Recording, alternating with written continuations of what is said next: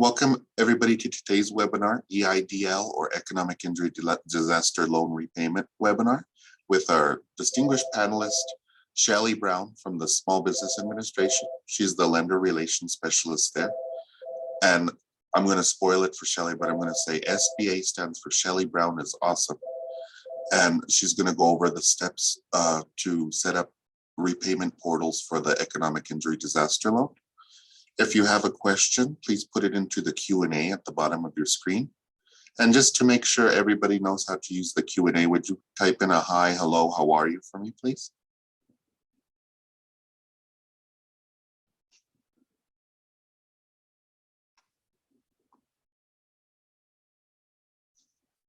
Oof, I got them all at one time. So let's see. Good morning, Kelly. Thanks for joining us. Hi, Raymond. Hello, Tammy. Hi, Elizabeth. Hi, Greg. Hi, Carolyn from Roswell. Hi, I think it's Katie or Catty. And hi, Jean-Ann. Thank you, guys. I think you all know how to use Zoom. If at any time during the webinar something's happening, going wrong, you could chat that over to me. My name is Christopher Garcia, and I'll be coordinating in the background. And can everybody raise their hand for me? If you could see and hear. Perfect. A bunch of hands. Thank you, guys. So if anything goes majorly wrong during the webinar, like you can't see something, the slides aren't corresponding with the speaking, please let us know by raising your hand. And without further ado, I'll turn it over to Shelly Brown. Thank you, Chris. And also sometimes, because I know this program so well, sometimes I may start chatting a little bit too fast. So if I am going a little bit too fast or slow, please let Chris know so then we can adjust that. So welcome and thank you for joining us today to the COVID Economic Injury Disaster Loan Repayment Assistance. This is me, today's presenter, Shelly Brown, the Lender Relations Specialist for the New Mexico District Office. This is my direct line, 505-248-8228. And my email address is shelly.brown, and it's Shelly with the EY, .brown@sba.gov. So our New Mexico District Office is, our direct number is 505-248-8225. And this is a voice messaging system. So you won't get a live person, but generally I cover that phone and return your phone call. To reach us via the web, our website is www.sba.gov/NM. We also have a direct email, which is New Mexico _DO, DO's for district office. So New Mexico _DO@sba.gov. Now, before we get started, I do want to remind everybody that we do have local resource partners to assist you. So if you need help filling out your information or signing up for the information I'm going to give you today, you can use one of our resource partners. The Small Business Development Center is one of them, and their website is www.nmsbdc.org. Then we have the Women's Business Center, which is WEST, and that's www.west.org.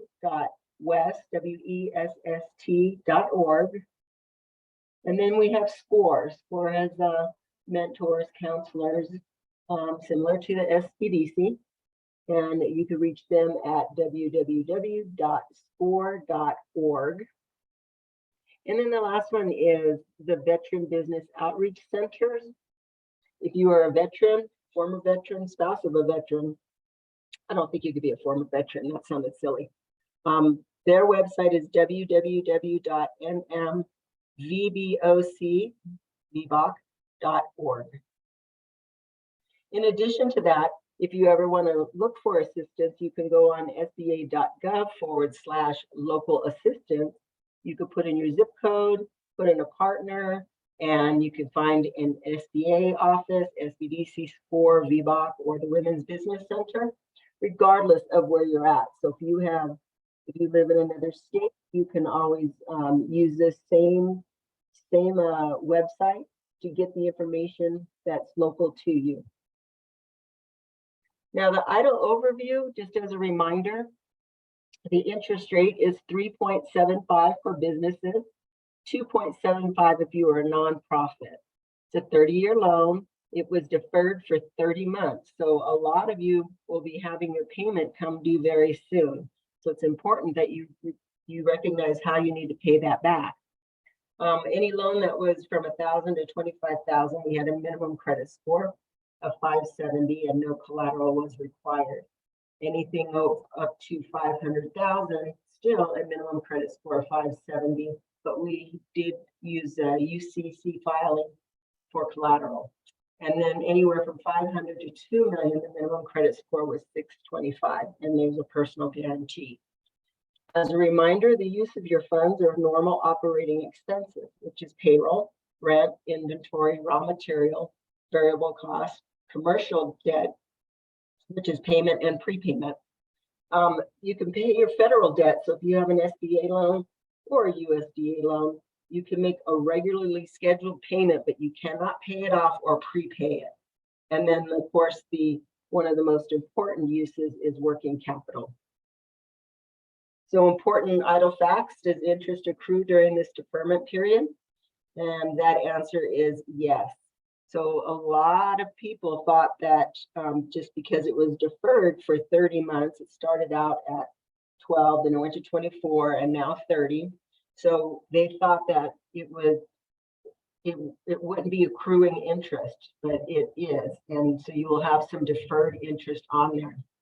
So again, as I mentioned earlier, you can use the COVID funds for working capital proceeds to make regular payments for operating expenses and pay business debt incurred at any time.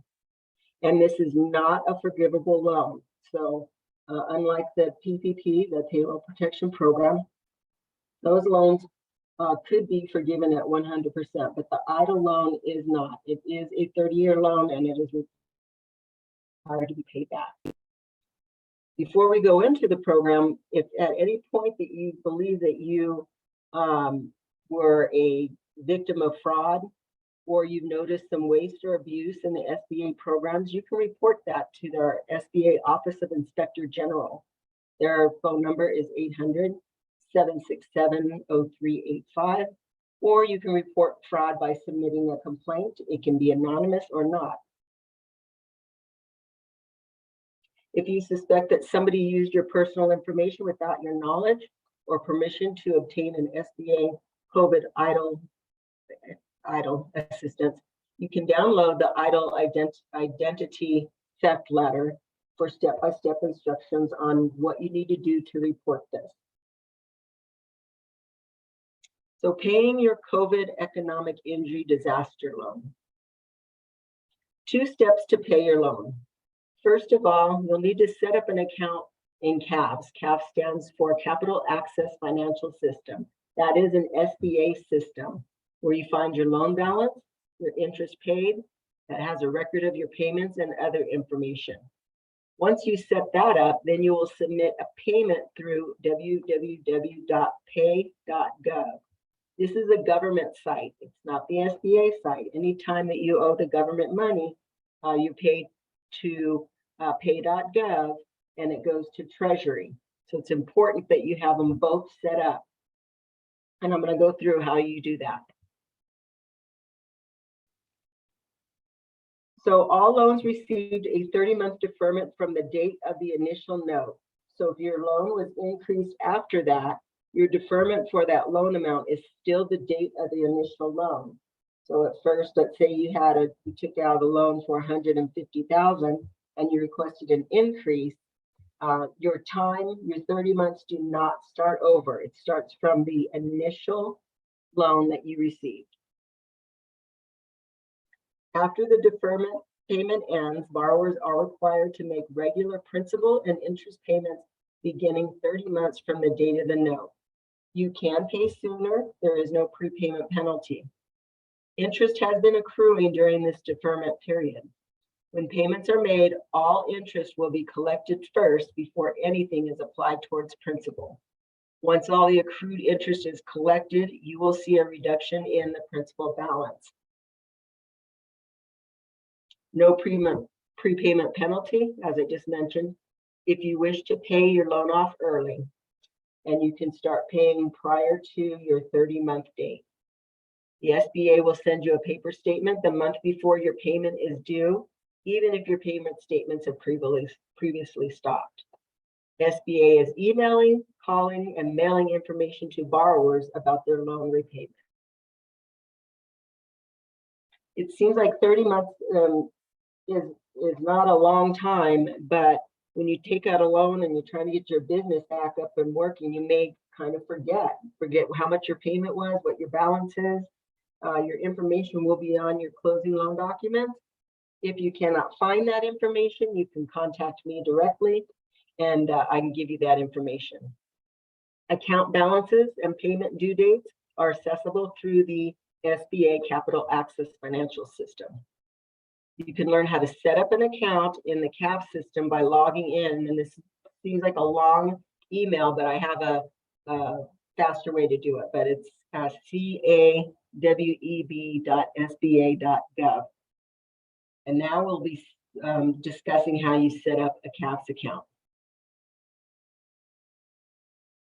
So when you first log in this Capital Access Financial System, you will see where it says not enrolled.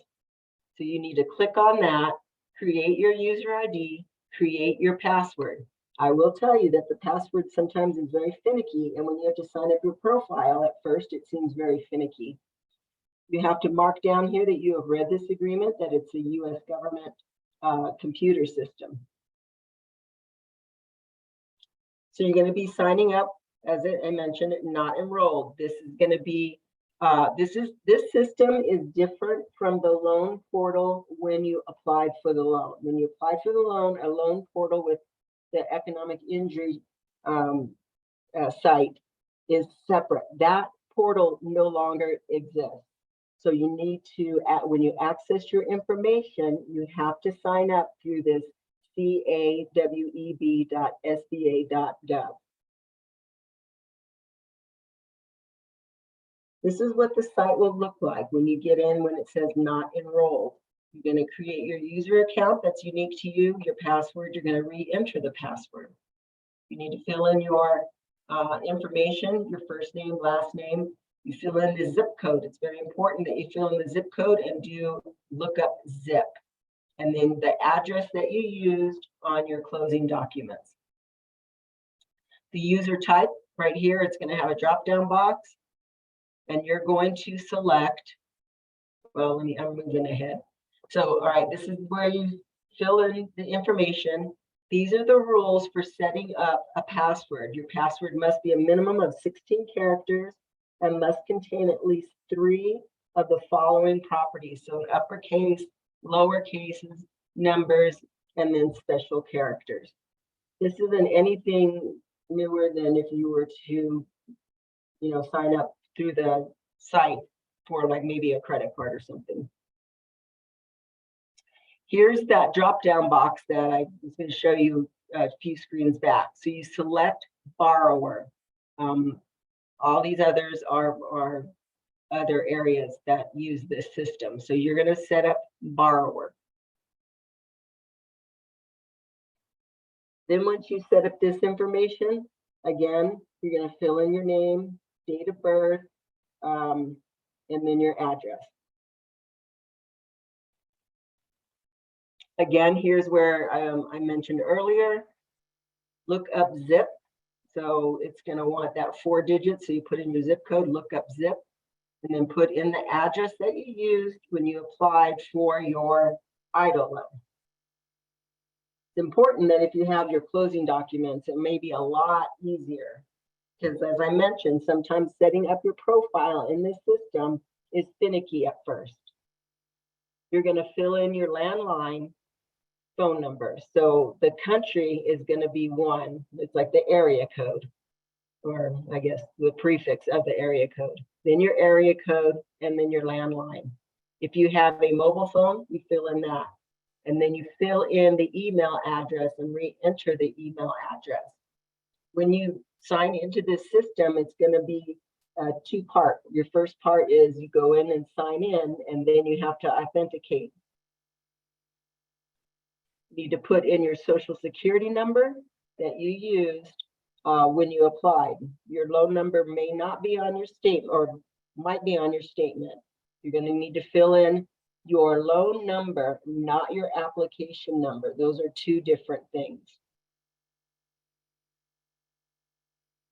You're going to answer these security questions. This is where sometimes it can get finicky, because if there's any error you're not walking through step by step, what's going to happen is it's going to wipe stuff out, and then you have to fill it in again.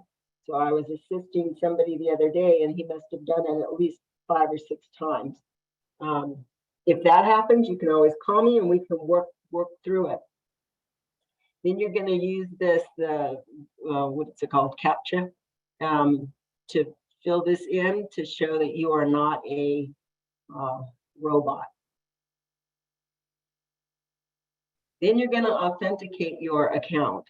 So in order to do that, you put in your password, and then you're going to verify. And you're going to verify it either by the email that you inputted when you signed up through the CAP system, or through your cell phone or phone number.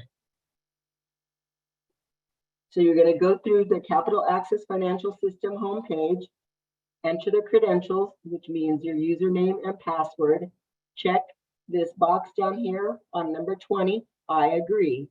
Then you must complete the 2-factor authentication to be considered fully active. If you do not do that and you bypass it, you will not have access to your account. Then you'll receive a PIN. This is where you select. First of all, you select, do you want it mobile, voice call, or email? Whichever one you select, that's where they're going to send you the code to use. You'll receive the code, you fill in the PIN here, and then verify PIN. When you go in and you signed in, you authenticated, you will go up to the borrower. Once you log in, you'll see an account at glance. So then you hover over this borrower section and click on borrower search to open up your loan list. Then you click on the loan number to view the loan details. Most people may only have one loan in the system. Others may have more than one. For instance, if it's you got the EIDL loan, and then maybe you got a disaster loan from one of the fires, or an SBA loan that you had with the lender, those will show up on there. So it's important that you look to make sure that it's the EIDL loan, because if it is a loan with a lender, you do not pay us and you do not pay Pay.gov. You pay the lender because it's a lender loan, and we guarantee that loan for the lender. The EIDL loan, you must make payments directly. This is where you have the 2 loans. You can select which one, and then you can click on make a payment when you're ready to make a payment for this loan.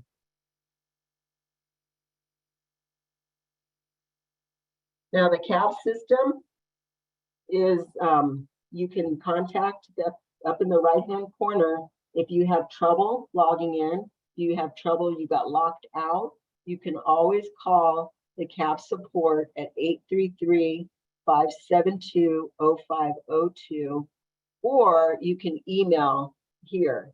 Now, I've emailed CAPs plenty of times, and they're pretty responsive. They're pretty quick.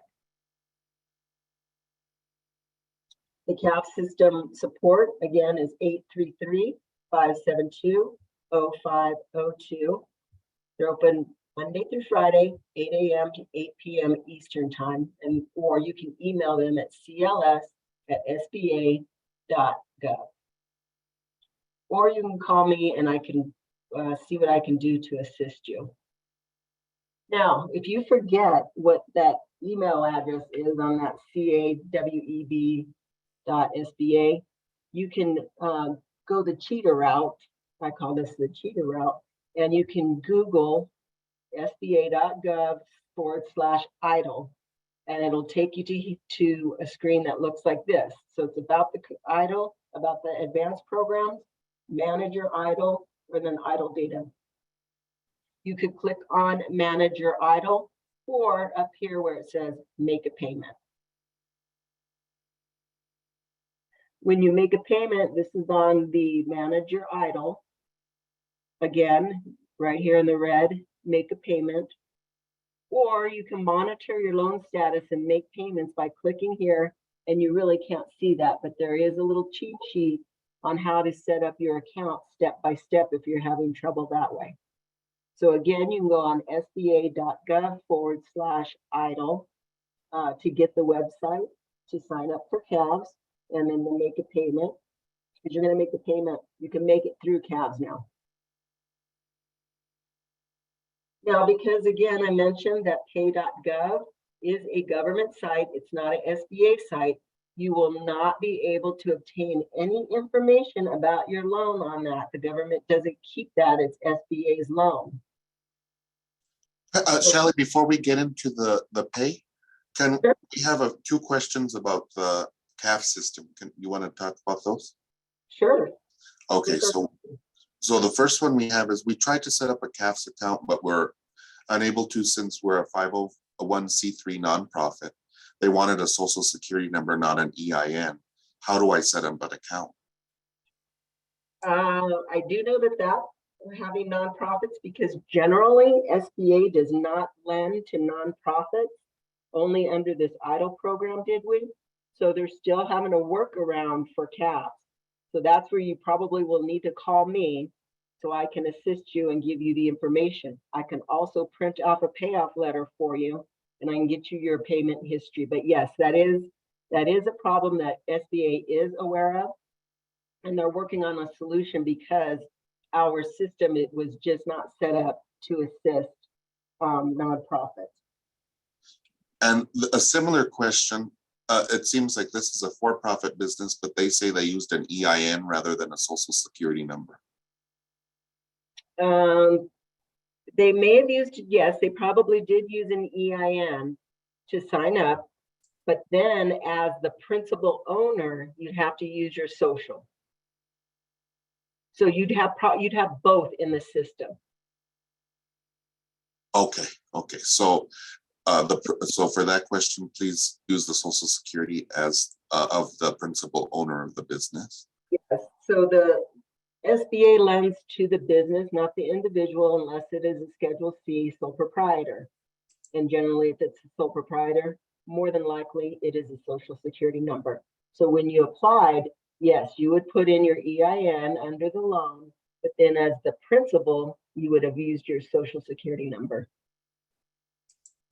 Perfect. And we have a question about payments. Can you still pay by phone? But I'll let you answer that if you're going to talk about it now. I don't know anybody that has paid by phone. You can pay by mail, but the fastest and the most highly recommended way to pay is on the website. Okay, perfect. And then there's another question about payments from Jean-Ann, but Jean-Ann, I bet you Shelley will answer it now as she goes through pay.gov. So let's listen into Shelley, and I'll hand it back to you, Shelley. Okay. So before you start the process of making a payment on pay.gov, you should have the following information, mostly the promissory note, but you need to try to match everything up with your loan number. Again, not your application number. If there is a federal ID number, social security number, your payment amount will be on your promissory note, and then just save all of your passwords and usernames. Now on pay.gov, when you go through CAVs and you have that little red button that said make a payment, it'll take you to this site, which is pay.gov. On pay.gov, there's this second little box right here that says make an SBA 1201 borrower payment. Then you pay right here. So you click on that. And you can see, as I mentioned, that this is anytime you're collecting money or paying the government back for money. So it's the SBA borrower payment that you would click on. When you get to that, when you click on that, then you'll get to this site where it says SBA Capital Access Financial System. And then click here for more information about logging in and enrolling. So there's the little frequently asked questions or the step-by-step guide. And then here's our SBA payment guide and frequently asked questions. You do not have to set up an account with Pay.gov. You can just make one-time payments as you go along. However, and I'll get to that about when you do need to set up an account. So then you're going to do either preview the form, so you know what you're going to be filling in, or continue to the form. To continue to the form, that's when you're going to be making a payment. This is what the form looks like. It's very, very basic. Put your name, your address, city, state, zip code. Again, the loan number, not the application number, and the payment amount, not the loan balance. Now, I'm saying that, and it sounds like that's silly for me to be saying that, but some people will just put in their loan amount of, let's say, $20,000, and then they're basically saying that they're going to pay $20,000. So it's the payment amount. Again, you can pay more.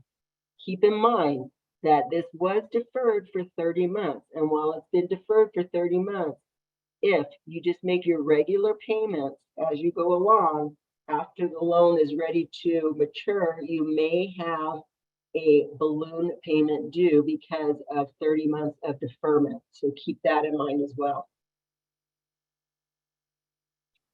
If you need to create an account, if you want to schedule automatic reoccurring payments, such as for a loan. Well, that just sounds silly. So if you want just to have an automatic deduction, you want them just to debit your account, then you have to create an account. You want to create your payment now, but you want to pay it in a future date. So you're going to defer that payment. So you're going to sign in, and let's say you want to wait until October 30th to pay. And then you have to create an account if you're going to do one of these two things, automatic payment or schedule future payments. You should create an account if you are likely to make more than one payment to one or more agencies. You want to keep a record of all your payments on Pay.gov. Again, CAVs will have all your payments as well. You want to save time by reusing previously submitted information, or you want to store payment information such as the bank or credit account numbers that you've automatically entered. Saves time and is accurate. Now, if you need help with Pay.gov, you have to go through Pay.gov, not SBA. I can assist you with, filling in what site, how do you need to go in, how do you sign up? I can assist you with that. But when it comes to a problem with Pay.gov, you have to contact them since they are a separate agency. And contact their customer services, Pay.gov customer service. They're there from Monday through Friday, 8 a.m. to 7 p.m. Eastern time. They can assist with technical issues, but cannot provide you with the loan number or details on your SBA loan. Oh, I went backwards. Also, on Pay.gov, you can go to online help. There's frequently asked questions. If you have problems with Pay.gov, username or password, if you forget those, you have to have them reset. Finding the right form to make a payment, questions about the loan, the bill, the update account address, status, request a refund. Then you go through here and contact them directly.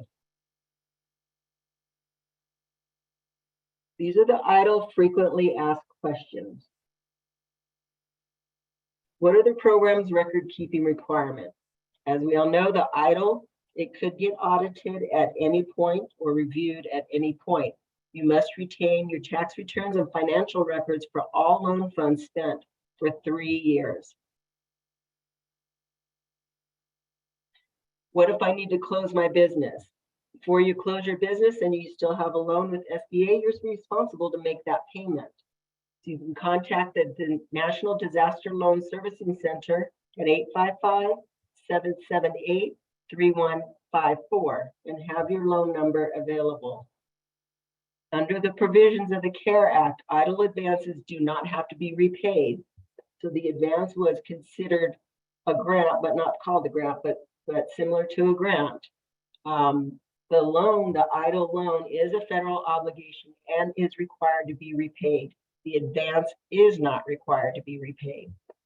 The debt is the responsibility of all borrowers and guarantors. What if I want to sell my business or have a change of ownership? You must obtain SBA approval before making any changes to your business as outlined in your loan agreement. So you can contact the El Paso Disaster Servicing Center at El Paso DLSC, which is Disaster Loan Servicing Center, at sba.gov to get more information and approval before taking any action to sell your business. Now, what if I can't make my payments? You'll have to call the National Disaster Loan Resolution Center at 714-550-9566. Ignoring it is not the answer. So we'll work with you. The disaster center will work with you on coming up with some sort of solution. How do I get a loan payoff amount? You can find this information in CABS. If you plan to pay your loan via Pay.gov, add additional 3 days of interest. The interest, you'll see the daily interest in the CABS system. Again, as I mentioned, I can look up your information and I can provide you with a payoff letter. If you plan on mailing your payment, you add at least 7 business days of interest. You can mail your payment to U.S. Small Business Administration, P.O. Box 3918, Portland, Oregon. How do I set up or change a reoccurring payment on Pay.gov? So this is, again, you have to set up an account. So you log in and sign up for the Pay.gov. Again, different from the SBA system. While logged in, complete the 1201 borrower form and choose the ACH as the payment method. You will be given the option for a one-time payment or a reoccurring payment. And so you'll be choosing the reoccurring payment. If you received a new loan payment amount, you will need to cancel your existing reoccurring payment and set up a new reoccurring payment. So let's say you decide that now you can afford to pay maybe, I don't know, an extra $100 a month. You'll have to cancel the old payment, recurring payment, and put in the new amount, adding that $100. The SBA payment guide and frequently asked questions is on the website as I showed you earlier. How long does it take for me to receive my paid in full documents? You should receive paid in full notifications via email in approximately 4 to 6 weeks from the date that the account status is updated to paid in full.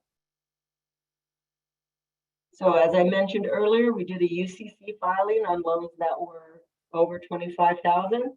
So how do you remove that blanket lien from your business collateral after your loan is paid in full?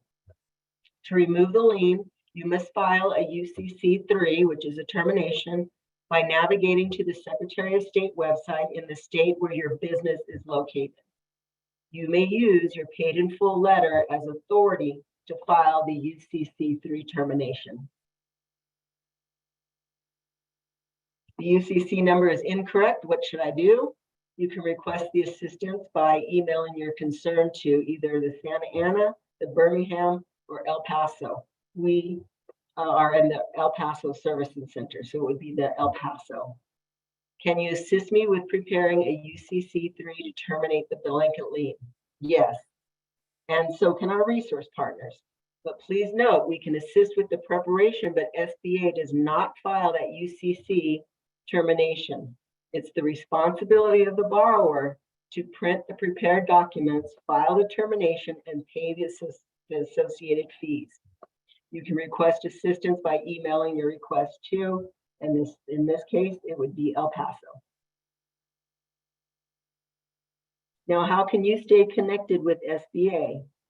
SBA is on Facebook, Twitter, and then you can join our newsletter anytime that we're going to offer any type of training or any new programs. You can go to www.sba.gov/updates. The Facebook is facebook.com/SBA Gov, And then Twitter is at SBA Gov. Now the New Mexico District Office, as I mentioned earlier, you can subscribe to our newsletter, which is sba.gov/updates. Again, follow us on Twitter.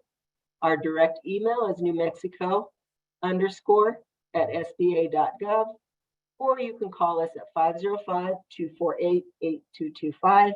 That is the main line. Again, you need to leave a voice message, and then somebody will call you back.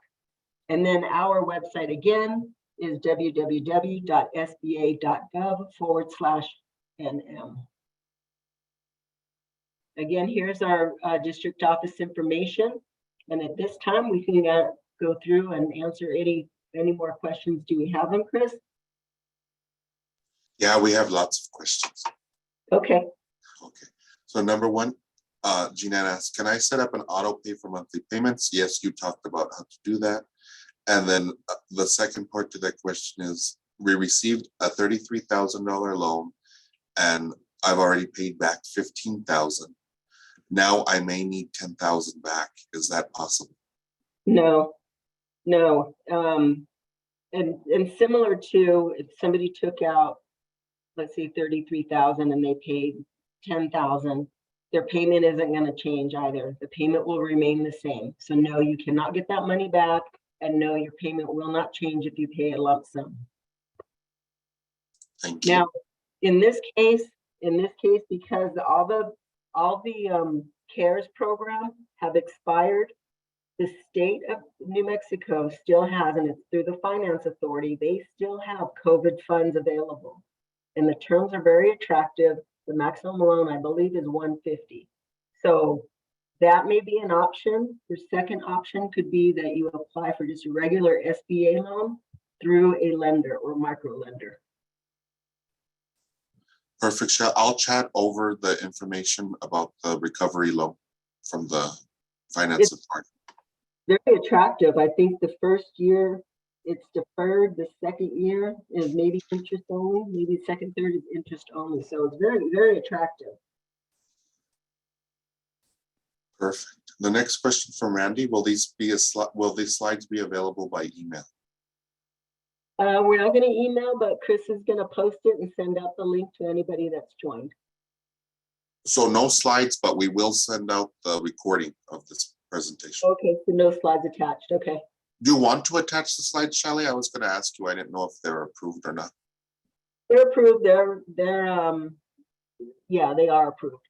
If you send them to me, Shelley, I'll send them to all the attendees. Okay. Okay. Next question is, so can we make payments on either CAFs or Pay.gov, or do you have to just use Pay.gov? When you sign into CAV, it will say pay here, and it just links you to Pay.gov. So basically, you will still have to go through Pay.gov, but to make it a little bit easier, you can go through CAV and it links to Pay.gov. Perfect, but mainly a two-part system. Pretty much. So this next question, it says, oh, go ahead, Shelley. Especially if you want a reoccurring payment, you must sign up through Pay.gov. Okay, perfect. The next question says, I have a home-based business and my house burned down in the California Canyon fire in April of 22. I lost all of my paper financial records. While I still have some saved electronically, but not all. Is this likely to be a problem? I think you're referring to if it gets audited or reviewed. Is that what we're talking about? Or if you need to obtain the loan number to sign up through CAVs and Pay.gov? Let me allow this attendee to speak. You're allowed to speak. If you unmute yourself, you could elaborate on that question. Yes, I was talking about audit. I think I have all the documents I need to know the loan number and that sort of thing. I was more concerned about if there's an audit. Under those circumstances, I don't think that it's going to be an issue because we're not in the business to get you. But you need to try try to find as much documentation as possible to save for future, but I don't believe that that can come back, especially when you have proof that your house burnt down. Okay, thank you. And I helped a client and we called the El Paso office to look for loan numbers and they were very, very helpful. Good, so they can always call me as well. And when I say that, they can either dial on our direct line or me directly. I think I'm the only one in our office that has access to our CAV system. So not just anybody from our office can provide that information. You're going to be a popular person. Well, that's because Shelley Brown is awesome. The next question comes from Brittany. Can we get copies of it? Oh, the slides? Yes, they'll be emailed to you. Carolyn says, how and where do you see how the payment was applied? You'll see it when you go into the CAVs. First of all, when you see that you made a payment, you're gonna see that the balance has not gone down and people think that their payment's not getting posted. It's getting posted. You can look up the history. However, the reason why your balance isn't going down immediately is, as I mentioned earlier, all that interest needs to be paid first. It's because it was deferred interest and accruing interest. So you can go into the CAV system and see the payment history. Perfect, thank you.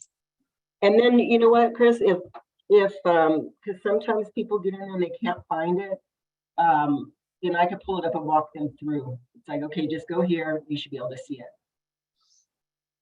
Perfect. I think that's what we're going to have to do with the next question. This attendee asks, good morning. I just logged into CAVs, cannot find an option on how to check my balance.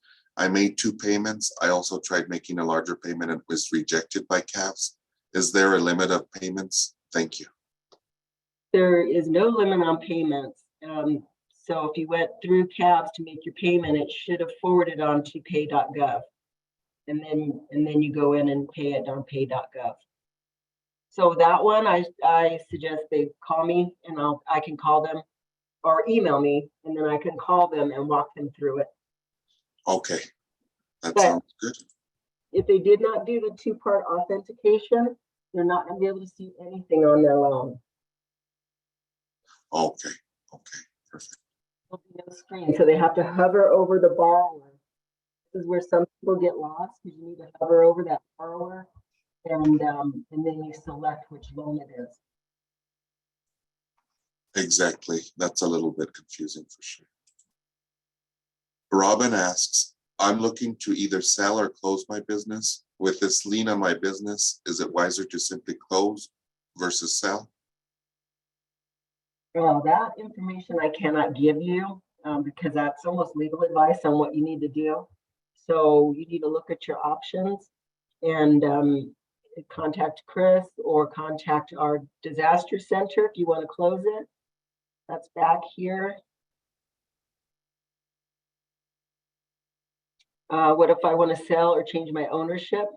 So you can contact the El Paso Disaster Loan Center, DLSC at SBA.gov, and get information on what you can do because you do have that loan. Perfect, thank you. Michael asks if you could go over the email, the website let's see, for payments, the pay.gov. That one's an easy one. That one is easy. Pay.gov is actually easier than CAVs when it comes to making your payment. So all you do is that it's a very, very simple form. So it's www.pay.gov, or you sign up through CAVs, which is strongly recommended. Sign up through CAVs because you may want to just be able to review your loan. And Michael, the slides will be emailed. This is very, very basic information. Just the loan number and the payment amount and your borrower name and address. Very simple information, and then you hit submit.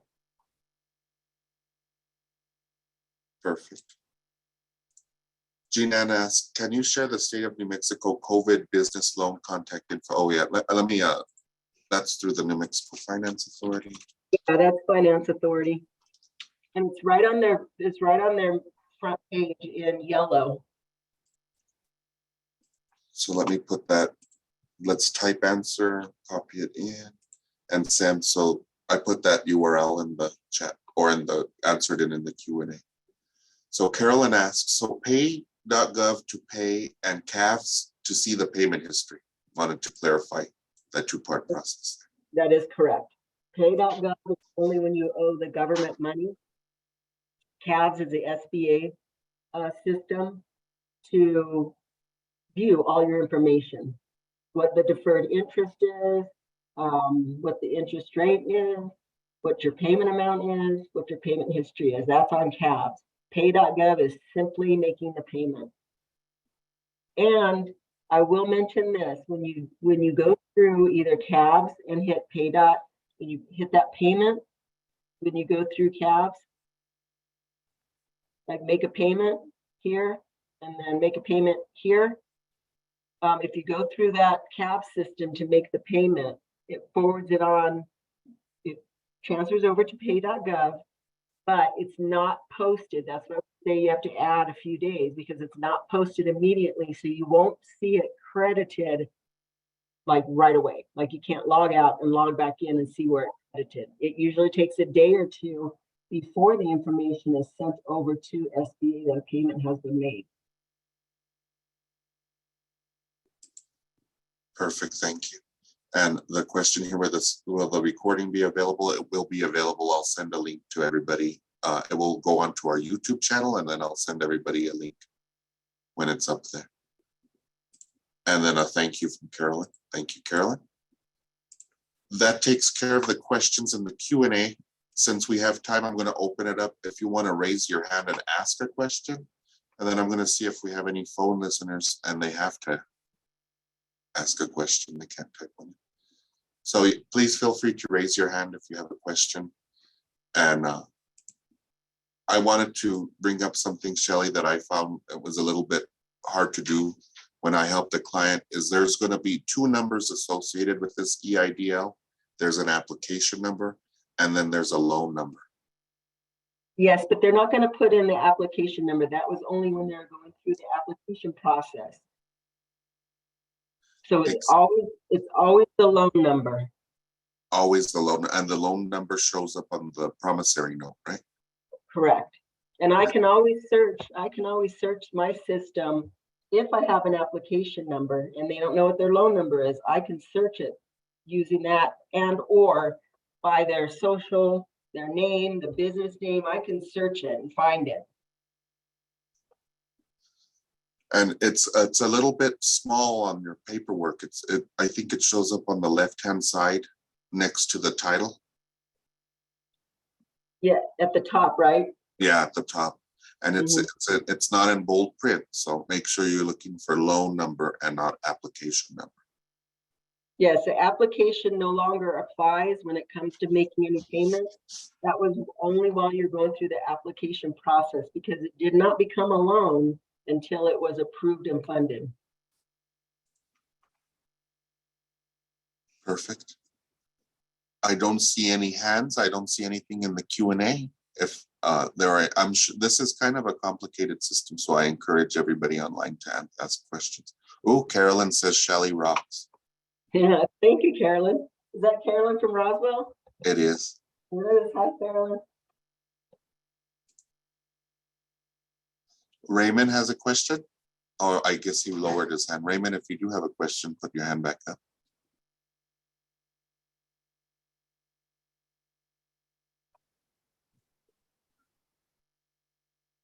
There's going to be a lot of payments that are coming due in October. There's some just because they were earlier loans. So next month, which is in a few days, your payment could be due based on when you took out your original loan. Okay, Raymond has a question. Raymond, I'm going to allow you to talk. You're on mute. Unmute yourself and you could ask your question. I just would like to get Shelley Brown's phone number and email address. I didn't get it the first time. The screen up. I put it in the chat too. And Shelley will bring up Okay, the title screen. Oops. there I am. Thank you.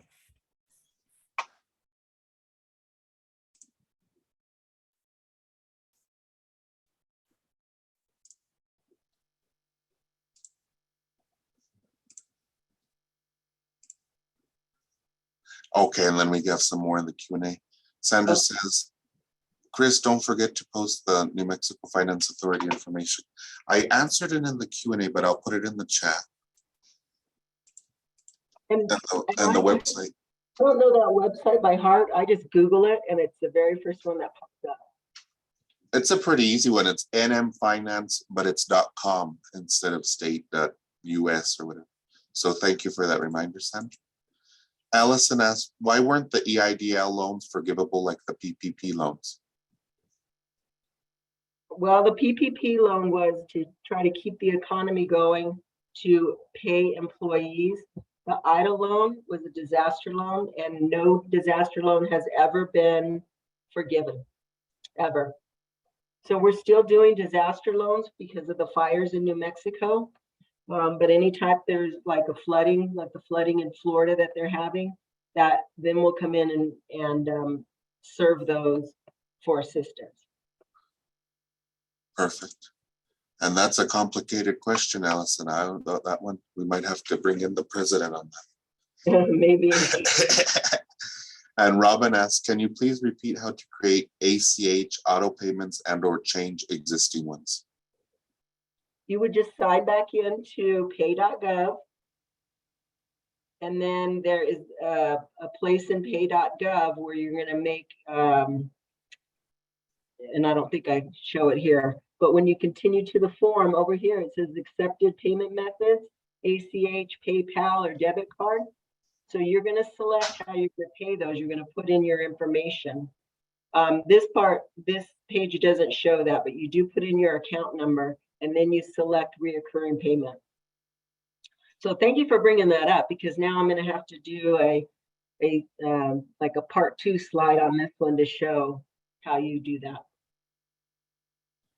And do you have to create the account on the pay.gov in order to do the automatic payments? Yes, if you're just Okay.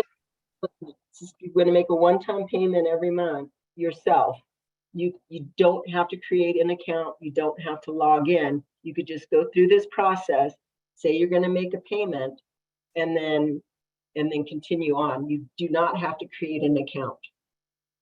Only if you're going to have like a future date or a reoccurring payment.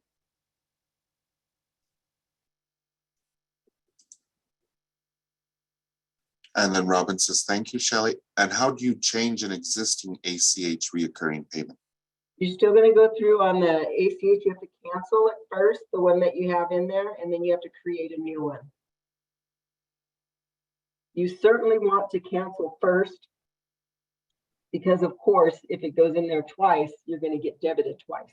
So cancel the existing one, and then create a brand new one. Perfect.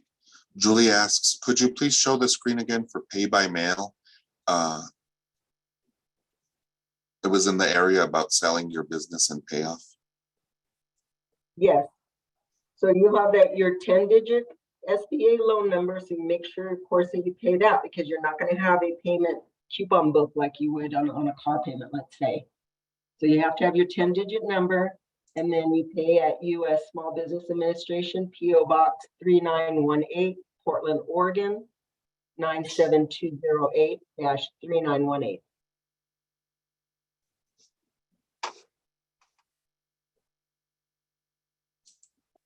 Perfect. Yeah, the pay.gov is pretty easy, and I like the way you have two options, either make an account or you could do it individually. I think that's a great idea.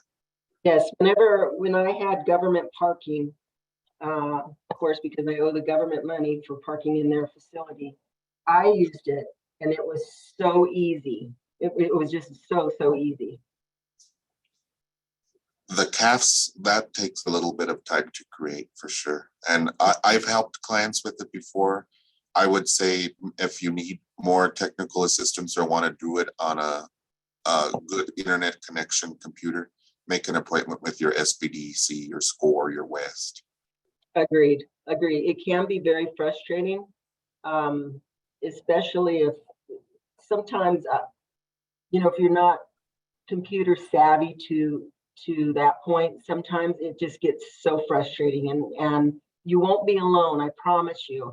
So you can call me, I'll walk you through it. I had somebody that was just ready to throw their computer against the wall. And I said, no, look, we can do this.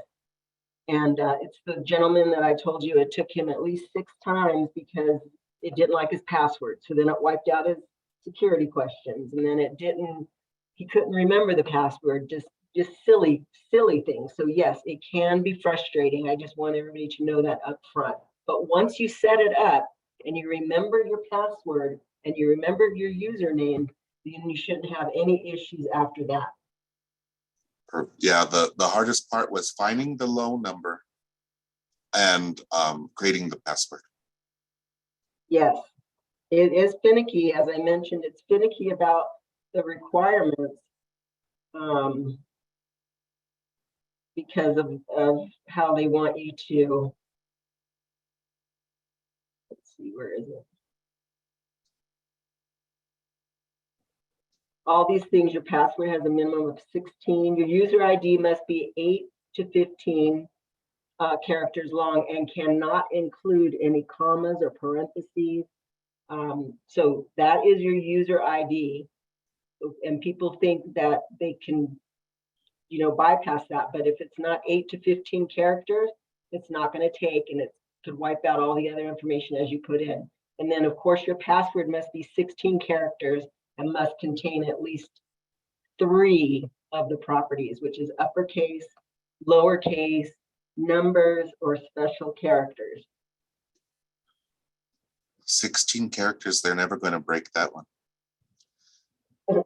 You know what I have discovered, and I've told everybody this trick because on top of all of this, I think it's every 90 days you have to change your password. And if you don't log in, then it may cut you off. So one of the tricks that I found, and I use it all the time, is I put in a word, whatever, Donald Duck, at 12345, 1234556, and it takes it every time. So the at 12345 is easy enough to remember. It's just coming up with the words prior to that. Then when it's time to change your password, then you can change it to Mickey Mouse at 12345, and it will take it. That is a trick that I have discovered, and I've told so many people, and it's been easy to remember that. Perfect. That's a good tip. We have 2 more. I think we have time for these 2 last questions. From Joel, are the EIDL loans dischargeable under bankruptcy? Yes, I believe they are. Perfect. And Robin says, 1 more, sorry, but how do you cancel an existing ACH payment on Pay.gov? I'm not able to identify where to do this. I'm only directed to create a new ACH payment. And you have an ACH already set up? She says she did. Robin, let me allow you to speak, and you could elaborate on this if we need some. That may be a Pay.gov issue. So that may be contact customer service for that. And that's their number here, 800-664-1373.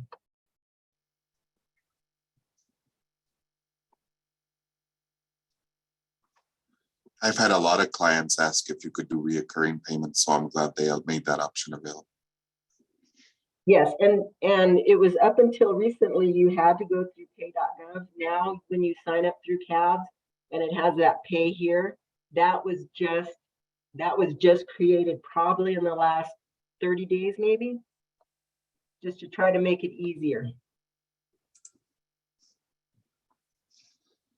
Perfect. And I see that we're at the end of our time. I want to respect your time and the time of our attendees. So everybody on the line is free to go.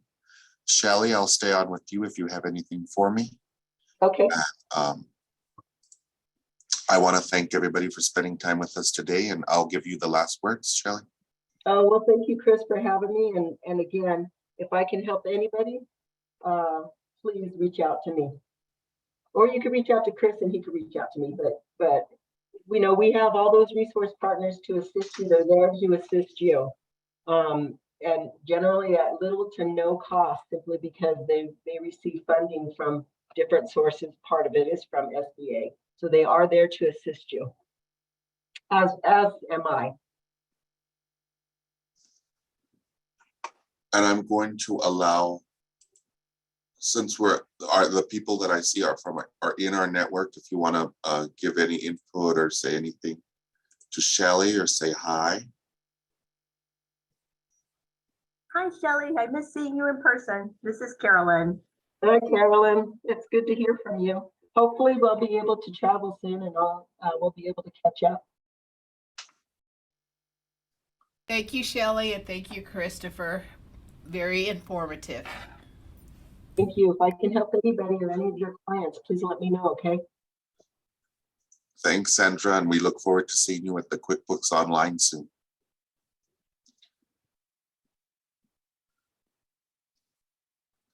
And then Hey Shelley, this was Anwar. I just wanted to say hi and thank you for everything. Hi, Emma. And then a new member of our team, we have Cody. He's in Alamogordo. Oh, okay. Well, hello, Cody, and welcome.